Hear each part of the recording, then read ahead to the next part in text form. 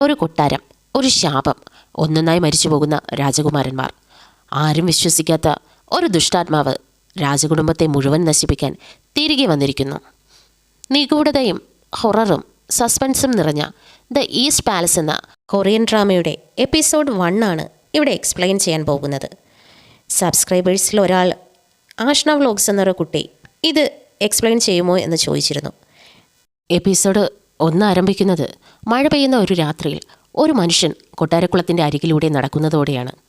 മുഖത്ത് ആഴത്തിലുള്ള വേദനയും ഭയവും നിറഞ്ഞിരിക്കുന്നു. ഒടുവിൽ കൈവശമുള്ള കത്തി ഉപയോഗിച്ച് സ്വന്തം കൈഞ്ഞരമ്പ് മുറിച്ച് ആത്മഹത്യ ചെയ്യുന്നു. പിന്നീടാണ് മനസ്സിലാകുന്നത് അയാളാണ് അവിടുത്തെ കിരീടാവകാശി. അദ്ദേഹത്തിൻ്റെ മരണത്തിൽ മുഴുവൻ കൊട്ടാരവും ദുഃഖത്തിലാണ്. ഈ സമയത്താണ് അവിടേക്ക് രാജമാതാവ് രാജാവിനെ സമീപിച്ച് പറയുന്നു, ഈ കൊട്ടാരത്തെ വേട്ടയാടുന്ന ആത്മാവിനെ ഉടൻ പുറത്താക്കണം. ഇതിനകം 3 രാജകുമാരന്മാർ മരിച്ചു കഴിഞ്ഞു. ഇതിന് രാജാവ് മറുപടി പറയുന്നുണ്ട്, ആത്മാവൊന്നുമല്ല, ആദ്യത്തെ 2 രാജകുമാരന്മാർ രോഗം മൂലമാണ് മരിച്ചത്. 3ാമൻ ആത്മഹത്യ ചെയ്തു.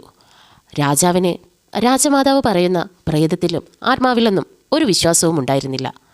എന്നാൽ രാജമാതാവ് അത് വിശ്വസിക്കുന്നില്ല. 30 വർഷം മുമ്പും ഇതേ സംഭവം നടന്നിരുന്നുവെന്ന് ഓർമ്മിപ്പിക്കുന്നു. താൻ തന്നെ നടപടിയെടുക്കുമെന്ന് അവൾ തീരുമാനിക്കുന്നു. എന്നാൽ അതേ ദിവസം ഒരു ആത്മീയ പുരോഹിതനെ കൊട്ടാരത്തിൽ വിളിച്ചു വരുത്തി ദുഷ്ടാത്മാവിനെ ഒഴിപ്പിക്കുന്ന ഒരു ചടങ്ങ് നടത്തുന്നു.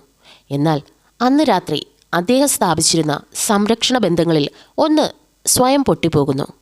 ഒരു ചെറിയ ജലധാര രാജാവിൻ്റെ മുറി വരെ ഒഴുകിയെത്തുന്നു. അവിടെ ഒരു സ്ത്രീയുടെ പ്രേതം രാജാവിനെ വരിഞ്ഞു മുറുക്കുന്നു. ആ സ്ത്രീയുടെ പ്രേതം പ്രത്യക്ഷപ്പെട്ട് രാജാവിനെ ബന്ധിച്ചുകൊണ്ട് പറയുന്നു, കിഴക്കൻ കൊട്ടാരത്തിൻ്റെ വംശം ഞാൻ വറ്റിച്ചു കളയും. ഭയന്ന് രാജാവ് ഉറക്കത്തിൽ നിന്ന് ഞെട്ടി ഉണരുന്നു. അതിനിടയിൽ കാവൽക്കാർ ഓടിയെത്തി രാജാവിനെ അറിയിക്കുന്നു, ഏറ്റവും ഇളയ മകനായ യോങ് രാജകുമാരൻ്റെ ആരോഗ്യനില ഗുരുതരമാണ്. കുട്ടി അസാധാരണമായി വിറയ്ക്കുകയും ഒരു ആത്മാവ് അവൻ്റെ ശരീരത്തിൽ കയറിയതുപോലെ സംസാരിക്കുകയും ചെയ്യുന്നു. ആ ആത്മാവ് രാജാവിനോട് പറയുന്നു, ഈ കുട്ടിയും ഉടൻ മരിക്കും. ഇതിൽ ഭയന്നുപോയ രാജാവ് ഒരു ബുദ്ധസന്യാസിയെ സമീപിച്ച് സഹായം തേടുന്നു. സന്യാസി ഒരു മനുഷ്യനെക്കുറിച്ച് പറയുന്നു. അവൻ്റെ പേരാണ് ചോൻ. അവൻ്റെ അമ്മ ഒരു പുരോഹിതയായിരുന്നു. ദേവന്മാരുടെ ശാപം മൂലം അവൾ സ്വന്തം മകനെയും കൂട്ടി വെള്ളത്തിൽ മുങ്ങി മരിക്കാൻ ശ്രമിച്ചു. പക്ഷേ ചോൻ മാത്രം 15 മിനിറ്റ് വെള്ളത്തിനിടയിൽ കിടന്നിട്ടും അത്ഭുതകരമായി ജീവനോടെ രക്ഷപ്പെട്ടു. അതിനുശേഷം അവന് ആത്മാക്കളെ കാണാനുള്ള കഴിവ് ലഭിച്ചു. സന്യാസി ചോനിനെ രാജാവിൻ്റെ അടുത്തേക്ക് കൊണ്ടുവരുന്നു. എന്നാൽ ചോനാകട്ടെ ഒട്ടും സഹായിക്കാൻ തയ്യാറാകുന്നില്ല. അവൻ പറയുന്നു, പാപം ചെയ്തവരെയാണ് ആത്മാക്കൾ വേട്ടയാടുന്നത്. അതും പറഞ്ഞ് അവൻ അവിടെ നിന്ന് നടന്നു പോകുന്നു. പക്ഷേ രാജാവ് അത്ര എളുപ്പത്തിൽ പിന്മാറുന്നില്ല. അദ്ദേഹത്തിൻ്റെ സൈനികർ ആ ചോണിനെ ബലമായി പിടിച്ചുകൊണ്ടുവന്ന് കൊട്ടാരത്തിൽ അടച്ചിടുന്നു. പ്രത്യേകിച്ച് കിരീടാവകാശി ആത്മഹത്യ ചെയ്ത അതേ കുളത്തിനരികിലേക്കാണ് അവനെ കൊണ്ടുപോകുന്നത്. രാജാവ് ആത്മാവ് പറഞ്ഞ വാക്കുകൾ പറഞ്ഞു കൊടുത്ത് അതിനെ ഇല്ലാതാക്കാൻ ഉത്തരവിടുന്നു. ഈ ചോനാണ് ഈ കഥയിലെ നായകൻ. ഈ ചോനാണ് ഇതിലെ നായകൻ. രാജാവിൻ്റെ ഉത്തരവ് പ്രകാരം ആത്മാവിനെ അന്വേഷിക്കുന്നത് പോലെ നടിച്ച് ആ കൊട്ടാരം ചോൻ ചുറ്റി നടക്കുന്നു. എന്നാൽ യഥാർത്ഥത്തിൽ അവിടെ നിന്ന് എങ്ങനെയെങ്കിലും രക്ഷപ്പെടാനായിരുന്നു ചോൻ ശ്രമിക്കുന്നത്. പക്ഷേ ഇതെല്ലാം രാജാവും രാജാവിൻ്റെ സൈനികരും കണ്ട് അവനെ വീണ്ടും പിടിച്ചുകൊണ്ടുവന്ന് രാജാവിൻ്റെ മുമ്പിലെത്തുന്നു. ഇതോടുകൂടി രാജാവ് ചോനിനെ നന്നായി ഭീഷണിപ്പെടുത്തുന്നു. ജോലി ചെയ്തില്ലെങ്കിൽ നിന്റെ 2 കൈകളും വെട്ടിമാറ്റുമെന്നും പറയുന്നു. അതേസമയം ആത്മാവിനെ ഇല്ലാതാക്കിയാൽ സ്വാതന്ത്ര്യവും വേണ്ടതെല്ലാം സമ്മാനിക്കാമെന്നും രാജാവ് അവനോട് വാഗ്ദാനം ചെയ്യുന്നു. പിറ്റേ ദിവസം സേങ് ഗാങ് എന്ന യുവതി രാജാവിനെ കാണാനെത്തുന്നു. പുറമേ അവൾ കൊട്ടാരത്തിലെ ഒരു സാധാരണ ജോലിക്കാരിയാണെന്ന് തോന്നുമെങ്കിലും യഥാർത്ഥത്തിൽ അവൾ രാജാവിൻ്റെ സ്വന്തം മകളാണ്. 10 വർഷമായി തൻ്റെ യഥാർത്ഥ തിരിച്ചറിയൽ മറച്ചുവെച്ചാണ് അവൾ ജീവിക്കുന്നത്. രാജാവ് അവളോട് ചോണിനെ രഹസ്യമായി നിരീക്ഷിക്കാൻ ആവശ്യപ്പെടുന്നു. രാജാവ് പറഞ്ഞതനുസരിച്ച് അവൾ ഉത്തരവ് പാലിക്കാൻ തയ്യാറാകുന്നു. മാത്രവുമല്ല, തൻ്റെ അച്ഛന് വേണ്ടി ഞാൻ എന്തും ചെയ്യുമെന്ന് പറഞ്ഞിട്ടാണ് അവൾ അവിടെ നിന്ന് ഇറങ്ങുന്നത്. അവൾ നേരെ വന്ന് ചോണിനെ ഉറക്കത്തിൽ നിന്ന് എഴുന്നേൽപ്പിക്കുന്നു. ആ ടൈം ചോൻ അവളോട് പറയുന്നു, ആ മുറിയുടെ മേൽക്കൂരയിൽ ഒരു വിചിത്ര ജീവിയുണ്ടെന്ന്. എന്നാൽ അവൾ അവനെ നിർബന്ധിച്ച് കുളത്തിനരികിലെ ആത്മാവിനെ അന്വേഷിക്കാൻ കൂട്ടിക്കൊണ്ടുപോകുന്നു. കൊട്ടാരത്തിലെ എല്ലാവരോടും ചോൻ ഒരു ഫെങ്ഷുയി വിദഗ്ധനാണെന്ന് രാജാവ് പറഞ്ഞിരുന്നതിനാൽ സംശയമില്ലാതെ അവന് കൊട്ടാരം മുഴുവൻ സഞ്ചരിക്കാൻ കഴിയുന്നു. അതായത് കൊട്ടാരത്തിലെ ദോഷങ്ങളും അശുഭശക്തികളും പരിശോധിക്കുന്ന വിദഗ്ധനെന്ന വ്യാജേനയാണ് ചോനിനെ രാജാവ് അവിടെ പരിചയപ്പെടുത്തിയിരിക്കുന്നത്. ഇതിനെയാണ് ഫെങ്ഷുയി എന്ന് പറയുന്നത്.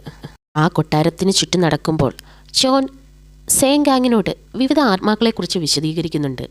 ഗ്യൂമേ എന്നും കോമൺ ഗ്യൂ എന്നും വോൺ ഗ്യൂ എന്നും ഇതൊക്കെ വ്യത്യസ്ത ആത്മാക്കളാണ്. അതുമാത്രമല്ല ചോനിന് ഈ ആത്മാക്കളെ കാണാനും സാധിക്കും. ഇതെല്ലാം സേങ്യാങ്ങിനോട് പറഞ്ഞുകൊണ്ടാണ് ആ കൊട്ടാരം മുഴുവനും ചുറ്റിക്കറങ്ങുന്നത്. ഇതിനുശേഷം ഒരു പീച്ച് മരത്തിൻ്റെ കൊമ്പുകൾ കൊണ്ടുവരാൻ അവൻ സേങ്യാങ്ങിനോട് ആവശ്യപ്പെടുന്നു. അവൾ ഉടൻ തന്നെ അതെല്ലാം കൊണ്ടുവന്ന് ചോനിന് കൊടുക്കുന്നു. വൈകുന്നേരമായപ്പോൾ യോങ് രാജകുമാരൻ്റെ നില കൂടുതൽ മോശമായെന്ന വാർത്ത ലഭിക്കുന്നു. സേങ്കാങ് ഉടനെ തന്നെ ചോണിനെ വിവരമറിയിക്കുന്നു. ചോൺ തൻ്റെ കിടക്കയിലെ തുണിത്തരങ്ങൾ ഉപയോഗിച്ച് ശരീരം ഒരു മരത്തിൽ കെട്ടിയുറപ്പിക്കുന്നു. ശേഷം കുളത്തിലേക്ക് ഇറങ്ങാൻ ഒരുങ്ങുന്നു. അവൻ സേങ്കാങ്ങിനോട് മുന്നറിയിപ്പ് നൽകുന്നു. ഞാൻ വെള്ളത്തിനിടയിലേക്ക് പോകുമ്പോൾ എന്ത് സംഭവിച്ചാലും എന്നെ പുറത്തേക്ക് വലിക്കരുത്. അവൻ ആ വെള്ളത്തിലേക്ക് ഇറങ്ങുന്നതിന് മുന്നേ സേങ്കാങ്ങിൻ്റെ കയ്യിൽ നിന്ന് ഒരു മണിയും വാങ്ങുന്നു. അതിനുശേഷം അവൻ അവളോടായി പറയുന്നു, നിനക്കുള്ള ഊർജം വളരെ ശക്തമാണ്, അതുകൊണ്ട് ഈ മണി എൻ്റെ കയ്യിലിരിക്കട്ടെ. വെള്ളത്തിനടിയിൽ ശ്വാസം മുട്ടിയതോടെ ചോൻ്റെ ആത്മാവ് മറുലോകത്തിലേക്ക് പ്രവേശിക്കുന്നു. ചോൻ വെള്ളത്തിനടിയിലേക്ക് പോയത് എന്നാൽ മാത്രമേ അയാൾക്ക് മറുലോകത്ത് ചെന്ന് യോങ് രാജകുമാരനെ ശല്യപ്പെടുത്തുന്ന ആത്മാവിനെ നേരിടാൻ സാധിക്കൂ. അങ്ങനെ ചോൻ പ്രകാശം നിറഞ്ഞതും ആത്മാക്കളുടെ നിലവിളികളാൽ മുഴങ്ങുന്നതുമായ ഒരു ലോകത്ത് അവൻ കണ്ണു തുറക്കുന്നു. അങ്ങനെ അവൻ നേരെ യോങ് രാജകുമാരൻ്റെ മുറിയിലേക്ക് പോകുന്നു.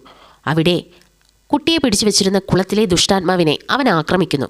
യഥാർത്ഥ ലോകത്ത് സേങ്കാങ്ങിന് തൻ്റെ മണിയൊച്ച അതിൻ്റെ ശബ്ദം കേൾക്കാൻ തുടങ്ങുന്നു. അവൾ അതിൻ്റെ ശബ്ദം പിന്തുടർന്നെത്തുന്നു.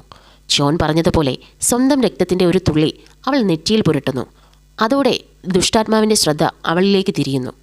ആ അവസരം ഉപയോഗിച്ചു ചോൻ പീച്ച് മരക്കൊമ്പിൽ നിർമ്മിച്ച വാൾ ഉപയോഗിച്ച് ആത്മാവിനെ കുത്തുന്നു. പക്ഷേ ഏതാനും നിമിഷങ്ങൾക്കകം ആ വാൾ തകർന്നു പോകുന്നു. അപ്പോഴേക്കും ആ ഭീകരാത്മാവ് വീണ്ടും ചോണിനെ ആക്രമിക്കാൻ ചാടി വീഴുന്നു.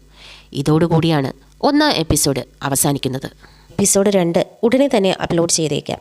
നിങ്ങൾക്ക് എൻ്റെ ഈ ചാനൽ ഇഷ്ടപ്പെട്ടുവെങ്കിൽ ലൈക്ക് ചെയ്യൂ, ഷെയർ ചെയ്യൂ, സബ്സ്ക്രൈബ് ചെയ്യൂ. മാത്രവുമല്ല നിങ്ങൾക്ക് എന്തെങ്കിലും സജഷൻസ് ഉണ്ടെങ്കിൽ അത് കമൻസായി രേഖപ്പെടുത്തുകയും വേണം. ഈ ചാനലിൽ തന്നെ ഏജൻറ് കിം റീആക്ടിവേറ്റഡ് എന്ന് പറയുന്ന കൊറിയൻ ഡ്രാമയും എക്സ്പ്ലെയിൻ ചെയ്യുന്നുണ്ട്. അതിൻ്റെ പുതിയ ലേറ്റസ്റ്റ് എപ്പിസോഡും ഉടനെ തന്നെ അപ്ലോഡ് ചെയ്യുന്നതായിരിക്കും. എപ്പിസോഡ് 2 ആരംഭിക്കുന്നത് ചോൺ കുളത്തിലെ ദുഷ്ടാത്മാവുമായി ഏറ്റുമുട്ടുന്നതോടെയാണ്. ഇതെല്ലാം നടക്കുന്നത് ആത്മാക്കളുടെ ലോകത്താണ്. ഈ ടൈമിൽ ജീവൻ രക്ഷിക്കാൻ അദ്ദേഹം സ്വന്തം മുറിയിലേക്ക് ഓടി. മേൽക്കൂരയിൽ തങ്ങിയിരുന്ന ഗീമേ എന്ന ആത്മാവുമായി ഒരു കരാർ ചെയ്യുന്നു ചോൺ. കഴിഞ്ഞ എപ്പിസോഡിൽ ചോൺ സേങ്കാങ്ങിനോട് വിവിധ ആത്മാക്കളെക്കുറിച്ച് വിശദീകരിക്കുന്ന കാര്യം പറഞ്ഞിട്ടുണ്ടായിരുന്നു. അതിൽ ഗീമേ എന്ന ആത്മാവ് ഇരുണ്ട മനസ്സുള്ളവരെ ആക്രമിക്കുന്ന ദുഷ്ട ഊർജ്ജങ്ങളുടെ കൂട്ടമാണ്. അതുപോലെ കോമൺ ഗീ എന്ന ആത്മാവ് മരിച്ചെങ്കിലും ആരെയും ഉപദ്രവിക്കാത്ത മറുലോകത്തേക്ക് കടക്കാൻ കഴിയാത്ത ആത്മാക്കളാണ്. അതുപോലെ വോൺഗി എന്ന ആത്മാക്കൾ തീരാത്ത പകയും വേദനയും കാരണം ഭൂമിയിൽ കുടുങ്ങിക്കിടക്കുന്ന ആത്മാക്കളാണ്. അങ്ങനെ ഗീമേ എന്ന ആത്മാവുമായി ചോൺ ഒരു കരാറിൽ ഏർപ്പെടുകയാണ്. അതായത് കുളത്തിലെ ആത്മാവിനെ ഇല്ലാതാക്കുന്നതിൻ്റെ പ്രതിഫലമായി തൻ്റെ ശക്തിയുടെ പകുതി നൽകാമെന്ന് ഗ്യൂ ചോൺ വാഗ്ദാനം ചെയ്യുന്നു. എന്നാൽ ഈ ടൈമിൽ ഗീമേ അപ്രതീക്ഷിതമായി ഭീമാകാരമായ ഒരു രാക്ഷസനായി മാറുന്നു. അത് കണ്ട ഗ്യൂ ചോൺ ഒന്ന് പേടിക്കുന്നു. അതുമാത്രമല്ല തൻ്റെ പകുതി ശക്തി അവന് കൊടുക്കാമെന്ന് ഏറ്റ കരാറിനെക്കുറിച്ചും ഭയപ്പെടുന്നു. ഇതിനിടെ കുളത്തിലെ ആത്മാവ് മുറിയിലേക്ക് കടന്നു വരുന്നു. രാക്ഷസനും ഗീമേ ആത്മാവും തമ്മിൽ ഭീകരമായ പോരാട്ടം നടക്കുന്നു. ഒടുവിൽ ആത്മാവ് പരിക്കേറ്റ നിലയിൽ അവിടെ നിന്ന് രക്ഷപ്പെടുന്നു. എന്നാൽ അതിന് പിന്നാലെ ഗീമേ ആത്മാവ് ചോണിൻ്റെ മേൽ തിരിഞ്ഞ് അവൻ്റെ മുഴുവൻ ശക്തിയും കവർന്നെടുക്കാൻ ശ്രമിക്കുന്നു. അതേസമയം സേങ്കാങ് തടാകത്തിൻ്റെ അടുത്ത് നിൽക്കുകയല്ലേ, അവൾ ഉടനെ തന്നെ ചോണിനെ ആ ജലാശയത്തിൽ നിന്ന് വലിച്ചെടുക്കുന്നു. അതിലൂടെ ചോൺ യഥാർത്ഥ ലോകത്തിലേക്ക് തിരിച്ചെത്തുകയും മരണത്തിൽ നിന്ന് രക്ഷപ്പെടുകയും ചെയ്യുന്നു.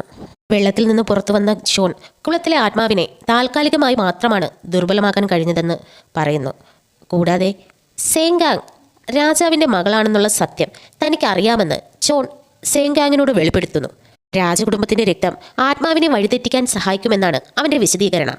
അതുകൊണ്ടാണ് സേങ്കാങ്ങിന് അവനെ രക്ഷിക്കാൻ കഴിയുന്നതെന്നാണ് അവൻ വിശ്വസിക്കുന്നത്. അവൻ ഈ രഹസ്യം അറിഞ്ഞതിനാൽ സേങ്കാങ് അവനോടൊരു കാര്യം ആവശ്യപ്പെടുന്നു. ചോൺ ഈ കൊട്ടാരത്തിൽ ആത്മാവിനെ വേട്ടയാടുന്ന കാലം മുഴുവനും തനിക്കും ആ കൊട്ടാരത്തിൽ തുടരാൻ അവസരം നൽകണമെന്നും അതിനു പകരം സേങ്കാങ് അവനെ സഹായിക്കാമെന്നും പറയുന്നു. അവളുടെ യഥാർത്ഥ ലക്ഷ്യം ഇവിടെ ഒരാളുടെ മരണമാണ്. അത് ആരുടേതാണെന്നൊന്നും ഇപ്പോൾ പറയുന്നില്ല. അതേസമയം ഒരു ചെറിയ ബാലൻ രാജാവിനെ കണ്ടുമുട്ടി കിരീടാവകാശിയെയും കുളത്തിലെ ആത്മാവിനെയും കുറിച്ചുള്ള ഒരു രഹസ്യം കണ്ടതായി പറയുന്നു. പക്ഷേ അവൻ പറഞ്ഞത് പ്രേക്ഷകർ കേൾക്കുന്നതിന് മുമ്പേ ആ ബാലനെ ആരോ കൊലപ്പെടുത്തുന്നു. ഷോണിന്റെ മുറിയിൽ സേങ്കാങ് മറ്റൊരു സത്യം വെളിപ്പെടുത്തുന്നു. കൊട്ടാരത്തിന്റെ രഹസ്യങ്ങൾ അറിഞ്ഞവർ ജീവനോടെ പുറത്തു പോകാറില്ല. എന്നാൽ തന്റെ ദൗത്യത്തിൽ ഷോൺ സഹായിച്ചാൽ അവനെ കൊട്ടാരത്തിൽ നിന്ന് രക്ഷപ്പെടാൻ താൻ സഹായിക്കാമെന്ന് അവൾ വാഗ്ദാനം ചെയ്യുന്നു. എന്തെന്ന് വെച്ചാൽ ഈ ടൈമിൽ ഷോൺ കൊട്ടാരത്തിലെ രഹസ്യങ്ങളെല്ലാം അറിഞ്ഞിരിക്കുന്നു. കുട്ടിക്കാലം മുതൽ ആത്മാക്കളുടെ ലോകത്തിലെ ശബ്ദങ്ങൾ കേൾക്കാൻ ഒരു പ്രത്യേക കഴിവ് തനിക്കുണ്ടെന്ന് സേങ്കാങ് പറയുന്നു. അതുപോലെ കൊട്ടാരത്തിലെ ഉപ്പ് സംഭരണശാലയിൽ ഒരു ആത്മാവ് പറഞ്ഞ വാക്കുകൾ താൻ ഇപ്പോഴും ഓർക്കുന്നു എന്ന് സേങ്കാങ് പറയുന്നു. ആ ആത്മാവ് പറഞ്ഞ വാക്കുകൾ ഇതായിരുന്നു: പാമ്പ് ഉപേക്ഷിച്ച തൊലിയാണ് ഡ്രാഗണിൻ്റെ മകനെ കൊന്നത് എന്ന്. ഇത് കേട്ട ഷോൺ ആത്മാക്കളെ കേൾക്കുന്ന കഴിവ് കൊണ്ടാണ് സേങ്കാങ്ങിനെ കൊട്ടാരത്തിൽ നിന്നും എല്ലാവരും അകറ്റിയതെന്ന് മനസ്സിലാക്കുന്നു. ഇരുവരും ആ ഉപ്പ് സംഭരണശാലയിലേക്ക് പോകുന്നു. അവിടെ ഷോൺ വളരെ അപൂർവവും അപകടകരവുമായ ഒമോക്സാലി എന്ന ഗ്യൂമയെ കണ്ടെത്തുന്നു.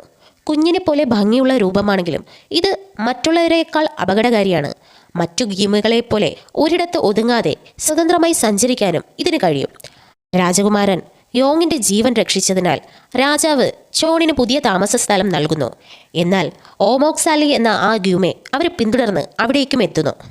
മറുവശത്ത് രാജ്ഞി മാതാവിനെ അവളുടെ സഹോദരപുത്രനായ പ്രിൻസ് ഇക്സാങ് സന്ദർശിക്കുന്നു. കൊട്ടാരത്തിന് ഒരു പുതിയ കിരീടാവകാശിയെ തിരഞ്ഞെടുക്കേണ്ട സമയമെത്തിയെന്ന സൂചന അവൾ നൽകുന്നു. ഇതിനിടയിൽ ഷോണും സേങ്കാങ്ങും വീണ്ടും രാജ്ഞി മാതാവിനെ കാണാൻ ശ്രമിക്കുമ്പോൾ പ്രധാന പരിചാരിക അവരെ തടയുന്നു. പിന്നീട് അവർ സേങ്കാങ്ങിന്റെ മുത്തശ്ശിയെ കാണുന്നു. അവൾ സേങ്കാങ്ങിനെ തിരിച്ചറിയുമ്പോൾ സേങ്കാങ് അവിടെ നിന്ന് വേഗം മാറിപ്പോകുന്നു. തുടർന്ന് അവൾ രാജാവിൻ്റെ ഭൂതകാലം വിശദീകരിക്കുന്നു. രാജാവ് ഒരു രണ്ടാം ഭാര്യയുടെ മകനായിരുന്നു. 30 വർഷങ്ങൾക്ക് മുമ്പ് സഹോദരന്മാർ എല്ലാവരും മരിച്ചതിനാലാണ് അദ്ദേഹം കിരീടാവകാശിയായത്. അതുകൊണ്ട് രാജ്ഞി മാതാവ് അദ്ദേഹത്തെ ഒരിക്കലും പൂർണ്ണമായി അംഗീകരിച്ചിരുന്നില്ല. അതേസമയം പ്രിൻസ് ഇക്സാങ് രാജ്ഞി മാതാവിനെ സഹായിക്കുന്ന പുരോഹിതനെ കാണുന്നു. യഥാർത്ഥത്തിൽ രാജകുമാരൻ ഓങ്ങിന്റെ മേൽ ദുഷ്ടാത്മാവിനെ ആക്രമിക്കാൻ ഏർപ്പെടുത്തിയതും ഇക്സാങ് തന്നെയാണെന്ന് വെളിപ്പെടുന്നു. രാജ്യസഭയിൽ മന്ത്രിമാർ പുതിയ കിരീടാവകാശിയെ നിയമിക്കണമെന്ന് രാജാവിനോട് ആവശ്യപ്പെടുന്നു. അഗ്നിമാതാവിനെ ഇക്സാങ് സന്ദർശിച്ചതായും രാജാവ് അറിയുന്നു. ഇതിനിടയിൽ രാജാവിൻ്റെ വിശ്വസ്തനായ ഉദ്യോഗസ്ഥൻ സംഭരണശാലയിലെ മൺഭരണികൾ തകർക്കുന്നു. അതേ രാത്രിയിൽ കൊട്ടാരത്തിലെ കാവൽക്കാരെ ഒരു കൂട്ടം പ്രേതങ്ങൾ ആക്രമിക്കുന്നു. അടുത്ത ദിവസം ജി യൂൾ എന്ന കൊച്ചു പെൺകുട്ടി സേങ്കാങ്ങിൻ്റെ മുറിയിലേക്ക് എത്തുന്നു. കൊട്ടാരത്തിൽ പല സ്ഥലങ്ങളിലും ആത്മാക്കളെ കണ്ടതായി അവൾ പറയുന്നു. ഇതിനിടയിൽ ഷോൺ ഉറക്കമുണരുമ്പോൾ ഒമോക്സാലി അവൻ്റെ കാലിലിരിക്കുന്നതായി കാണുന്നു.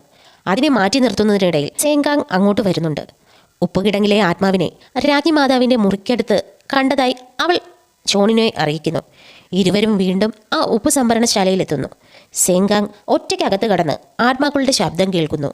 അവൾ വീണ്ടും അതേ വാചകം കേൾക്കുന്നു: പാമ്പ് ഉപേക്ഷിച്ച തൊലിയാണ് ഡ്രാഗണിൻ്റെ മകനെ കൊന്നത്. ഇതോടുകൂടി ഒരു പഴയ സംഭവം വെളിപ്പെടുന്നു.